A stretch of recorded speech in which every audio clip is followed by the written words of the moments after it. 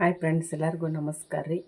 ಇವತ್ತು ಮತ್ತೊಂದಿಷ್ಟು ಒಡಪುಗಳೊಂದಿಗೆ ನಾನು ಬಂದಿದ್ದೇನೆ. ಸೊ ಒಡಪುಗಳನ್ನು ನಾನು ಹೇಳ್ತೇನೆ, ಎಲ್ಲರೂ ಕೂಡ ದಯವಿಟ್ಟು ಸಪೋರ್ಟ್ ಮಾಡಿ, ಲೈಕ್ ಮಾಡಿ, ಶೇರ್ ಮಾಡಿ.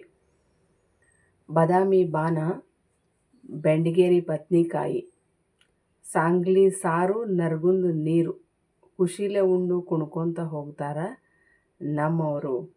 ಇನ್ನು ಬಂಗಾರ ಬಳಿ ಇಟ್ಟೆ, ಬೆಳ್ಳಿ ರೂಢಿ ತೊಟ್ಟೆ, ನನ್ನ ಬೈತಲ್ಲಿ ನೋಡಿ ಬೇತ ಮಾಡ್ತಾರೆ ನಮ್ಮವರು. ಹೀಗೆ ನೀವು ನಿಮ್ಮ ಗಂಡನ ಹೆಸರು ಏನಿರ್ತದೋ ಅದನ್ನು ಸೇರಿಸಿ ಒಡಪ ಹೇಳ್ರಿ.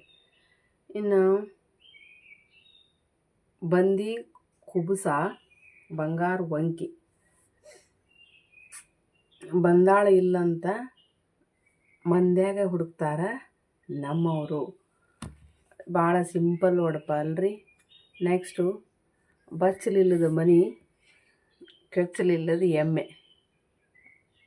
ಅಂದರೆ ಬಚ್ಚಲದ ಮನಿ ಅಲ್ಲ, ಕೆಚ್ಚಲಿಲ್ಲದ ಎಮ್ಮೆ ಅಲ್ಲ. ನಮ್ಮವರು ನನ್ನ ಬಿಟ್ಟು ಹೊರಗೆ ಹೋಗೋಕೆ ತಯಾರಿಲ್ಲ. ಮತ್ತೊಂದು ಒಡಪ ಏನಂದ್ರೆ, ಬರಬರ ಬಂದಾರ, ಬಾಗಿಲ್ದಾಗ ನಿಂತಾರ, ಬಾಳಿಗೊನಿ ತಂದಾರ, ಬಾಯಾಗ ಇಡು ಅಂತಾರ ನಮ್ಮವರು. ಮತ್ತು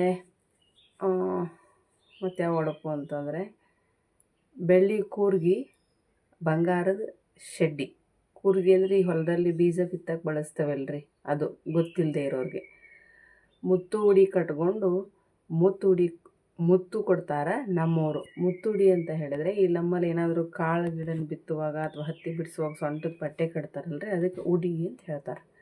ಸೊ ನೆಕ್ಸ್ಟು, ಬಾವಿಯಲ್ಲಿರುವುದು ನೀರಿನ ಶಲಿ, ದೃಷ್ಟಿಗಾಗಿ ಮಕ್ಕಳಿಗೆ ಹಚ್ಚುವುದು ಕಾಡಿಗೆ ಕಲಿ, ನಾನು ನಮ್ಮವರಿಗೆ ಮೆಚ್ಚಿ ಹಾಕುವೆನು ಹೂವಿನ ಮಾಲಿ.